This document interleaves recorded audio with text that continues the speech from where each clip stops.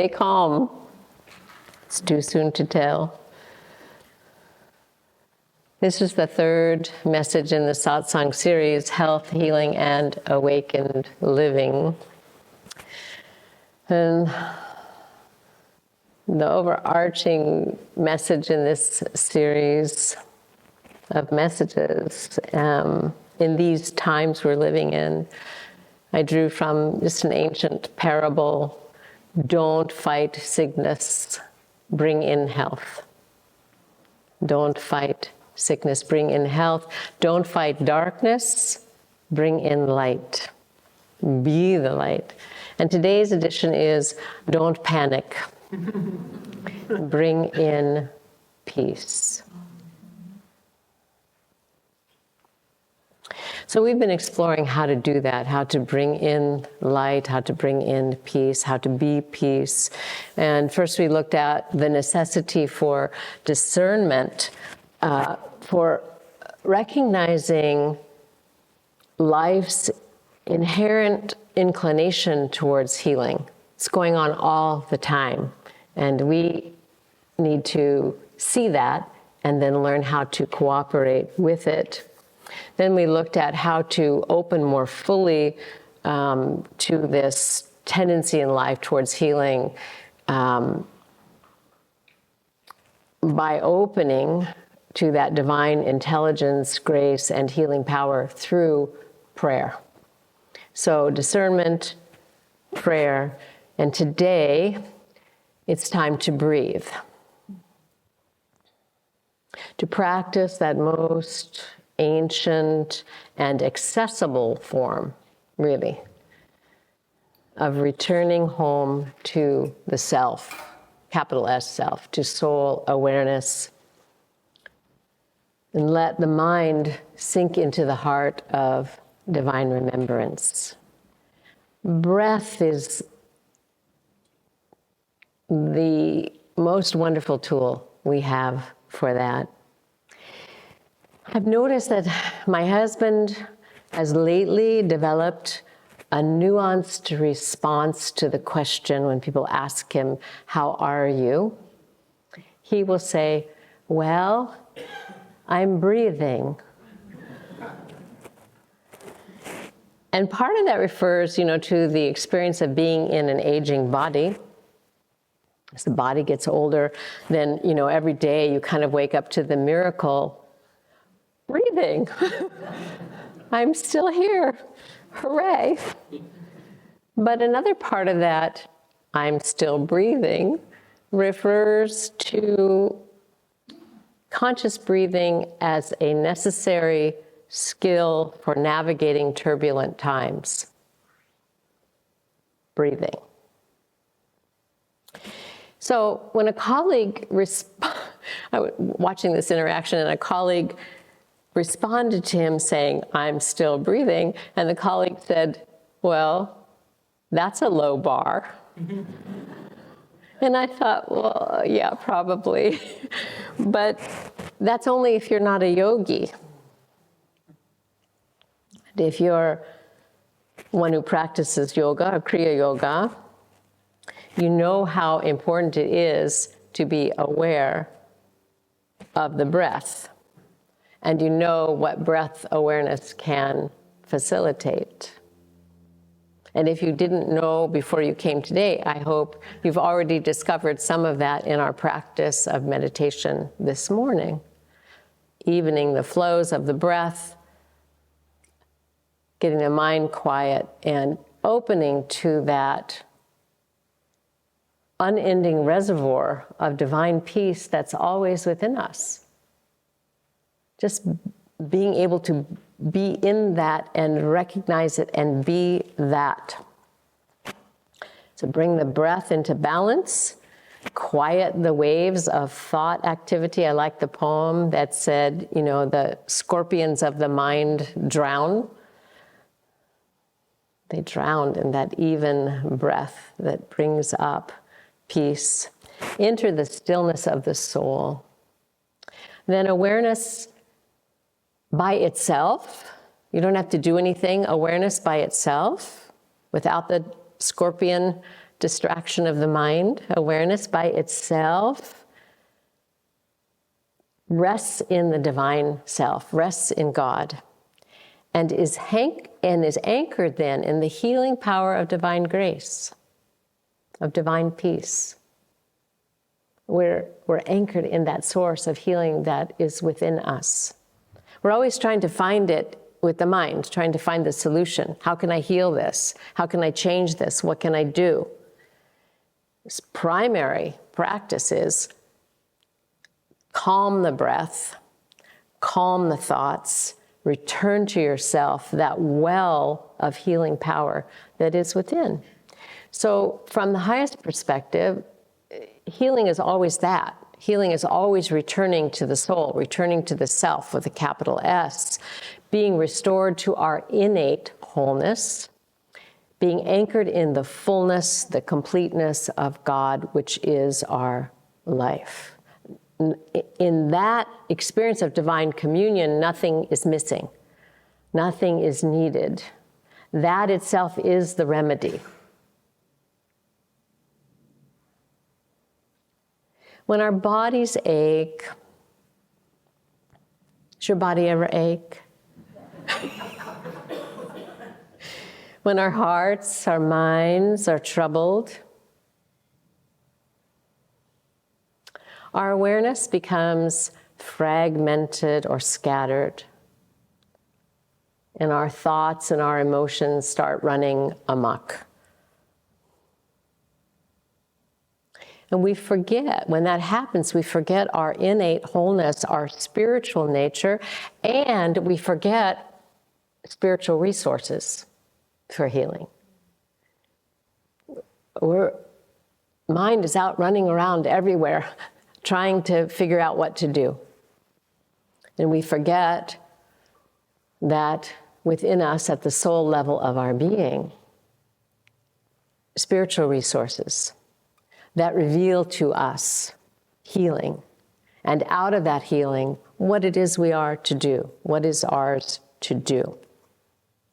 So we forget about our innate wholeness, our spiritual nature, and our resources. We get absorbed in outer conditions, and we give those conditions all of our attention and all of our power while we're at it. And then we lose our ground. We lose our balance. When we're in pain, and when we're in worry and disappointment, it's common for the mind to try to solve it.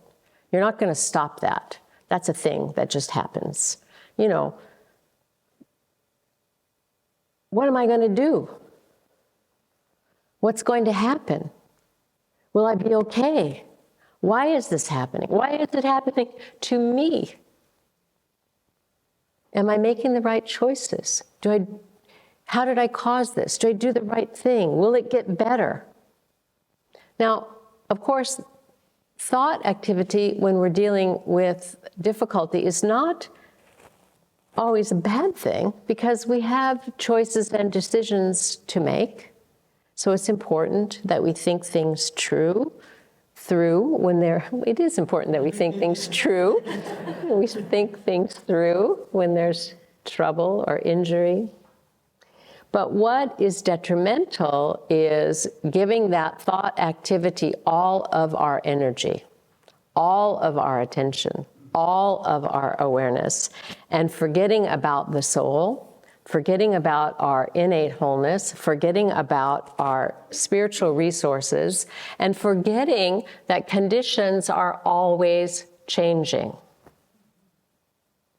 That's their nature. Always changing. So recently, when I was healing from a surgery, a broken arm, it was a difficult time for me, and a dear friend brought me a poem inspired by the mystic Hafiz, and it was a version by Daniel Ladinsky. And this poem starts with some introductory lines, so I'll share that with you. The introductory lines say, The mind often becomes plagued. The mind often becomes plagued and can deny the all-pervading beauty of God when the great work of zikr is remembrance. When the great work of zikr is forgotten. The mind gets plagued. And then if we're not engaged in prayer and meditation, we forget about God. Isn't that the most curious thing about us? So then this poem that my friend gave me, it's a short one, is beautiful. It says, every ill will confess it was just a lie. Every ill will confess it was just a lie when the golden efforts of your love lift the precious wine to your mouth. This is the precious wine of love and devotion that brings divine remembrance. Every ill will confess it was just a lie when the golden efforts of your love lift the precious wine to your mouth. Remembrance of our dear friend, capital F, lowers the soul's chalice into God. Every ill will confess it was just a lie. Remembrance of our dear friend lowers the soul's chalice into God. We return to our innate wholeness. So my friend wasn't denying or suggesting that I should deny the pain of a broken arm. But she was offering a raft of divine remembrance during difficulty, when the mind wants to spin. So if we're students of Kriya Yoga or established on our spiritual path, we know we are the soul, right? We know that.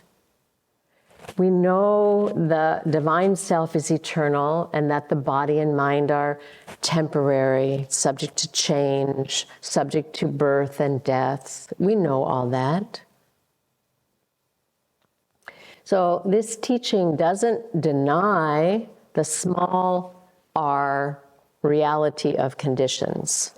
It doesn't say, hey, Uma, your arm actually didn't get broken. It just says, look closely.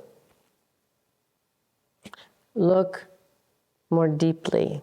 What you think of as real, as solid, as lasting, is ephemeral. What you're holding in your mind, this problem, this difficulty that feels so solid to you, is ephemeral. It will change because conditions always change.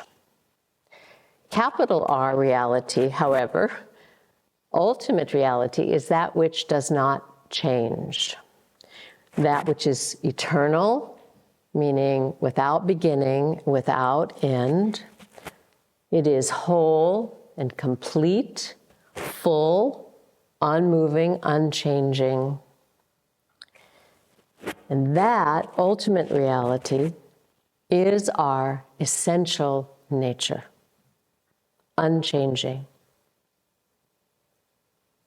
And we know that too, but we just have to practice abiding in it to give us the strength to remain upright in difficult times. Because that is the source, that remembrance, that communion, that experience of the truth of what we are, is the source of our healing. It's where we touch peace. It's what brings us peace of mind. It's what lights up the mind so we can know the next right thing to do. Otherwise, we're insane. We're just out running around in the world trying to figure out the best thing to do when everything is changing all the time. So, anchor in what does not change. Let the mind be illumined and follow the lighted path that is revealed. So, here's the trick. Here's the thing. We may know this spiritual truth, about ourselves. That we are the soul, that we are that ultimate reality. But we forget that, especially during troubled times. We forget it. And no matter how many sticky notes we put up, we still forget it.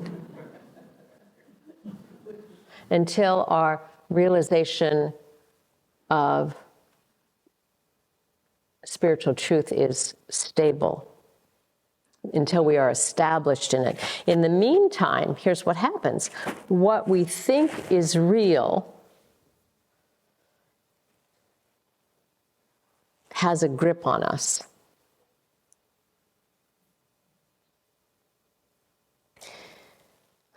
It's what we give our full attention to. And we don't want to do that. Because when we allow that to happen, we lose our footing. We lose our grounding in the strength of spirit, which is the source of our healing. And then we are tossed about by the waves of circumstances.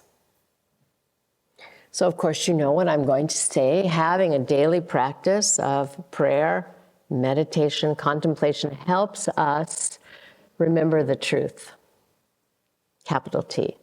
Stay steady in turbulent times.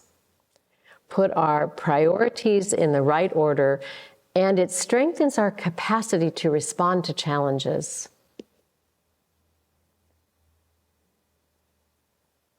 Without that perspective that soul awareness offers us, we can be continually uprooted by circumstances.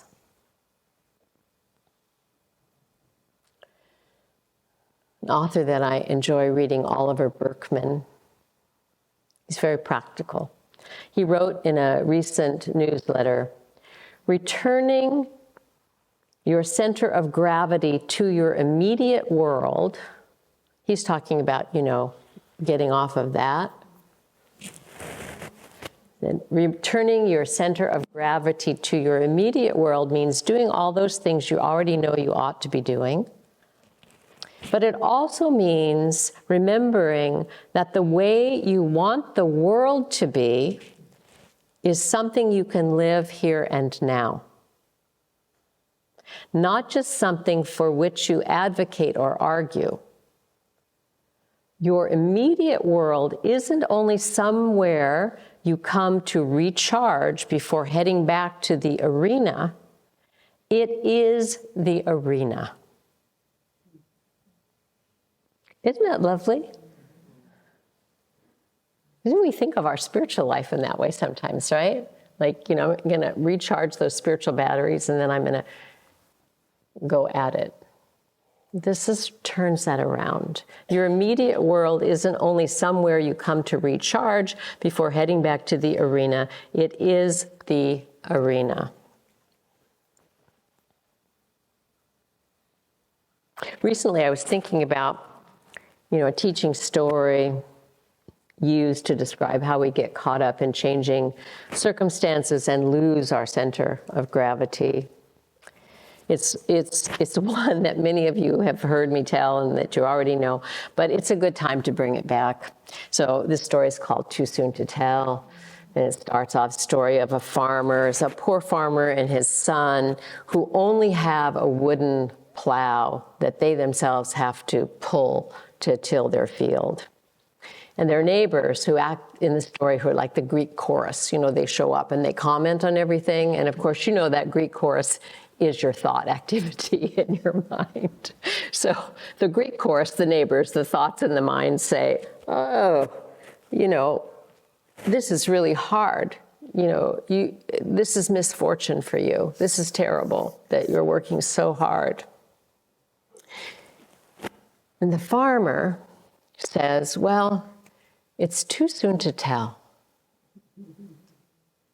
And then, of course, circumstances change because a wild horse shows up at their farm, at which time the neighbors come running, the Greek chorus, and say, oh, wow, you are so fortunate. Now you have a horse, and it just showed up.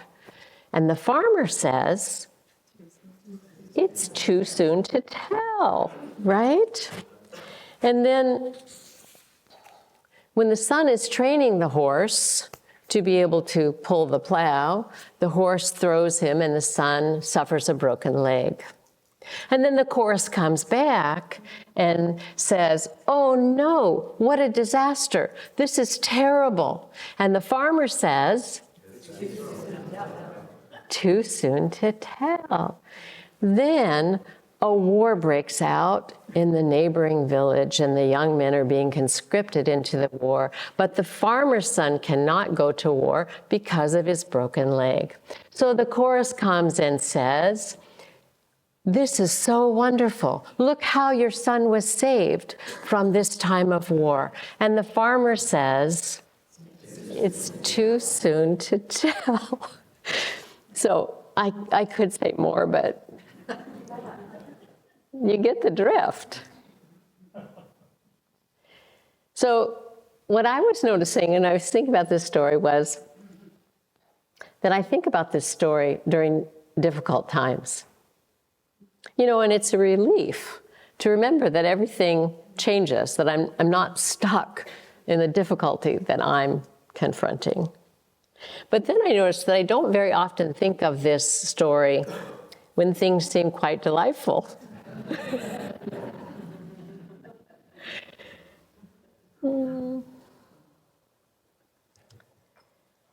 But the point of the story isn't that things are going to get better. They will. They do.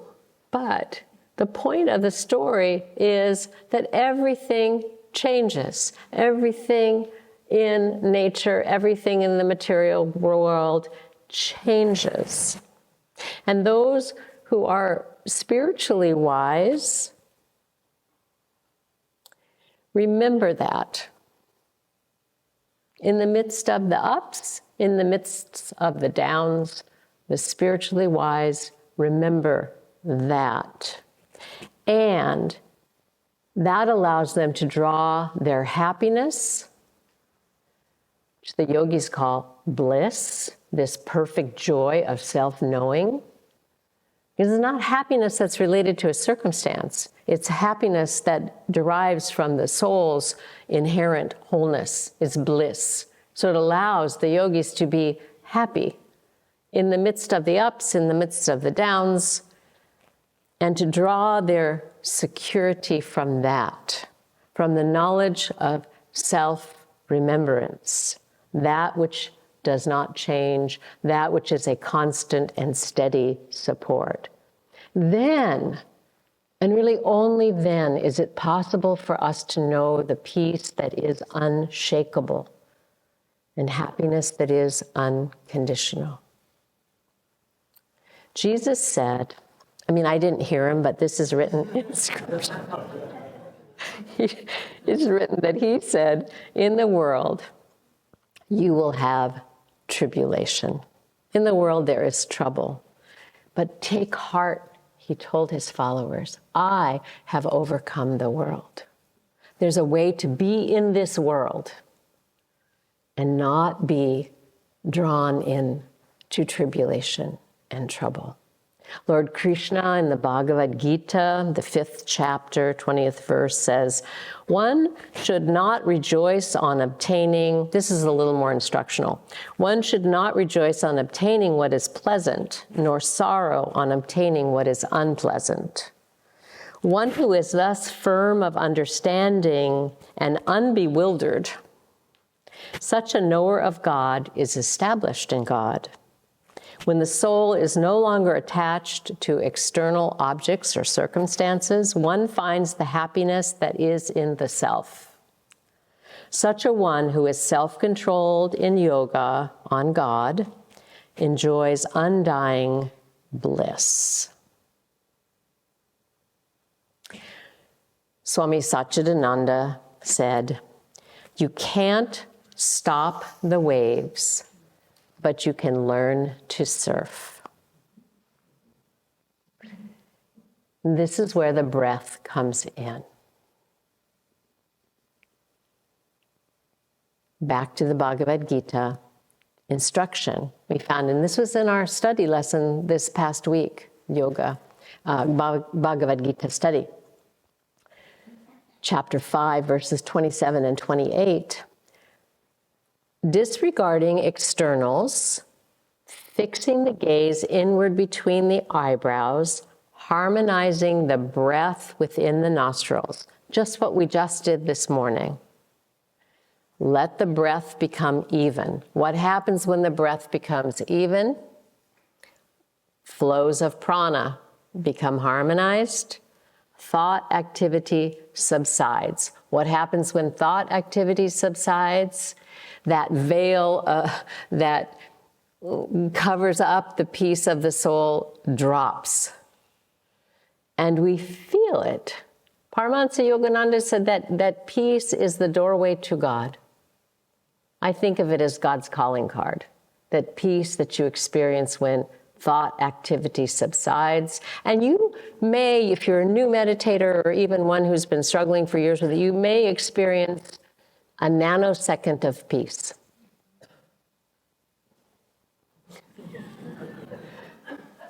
But remember, that peace is eternal peace. It has nothing to do with time. So good for the nanosecond of peace, because that peace pervades. That peace is transformative. Okay, back to Bhagavad Gita, and then I'll wrap it up here. Disregarding externals, fixing the gaze inward between the eyebrows, harmonizing the breath within the nostrils, the devotee established in soul knowledge, whose highest aspiration is liberation of consciousness, meaning not getting stuck in all the changing conditions, freely living in awareness of the divine self. The devotee established in soul knowledge, whose highest aspiration is liberation of consciousness, whose senses, mind, and intellect are controlled, from whom desire, fear, and anger have departed, is forever free. There we are. Don't panic. Bring in peace. Breathe. Om.